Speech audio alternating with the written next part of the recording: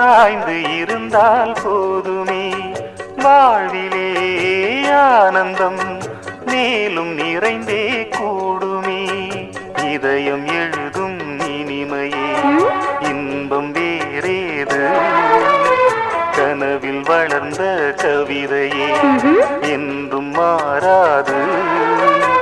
நீ என்றும் தேன் என்றும் வேதங்கள் ஏதம்மா நினைத்ததும் இனித்திடும் காதல் பூமழை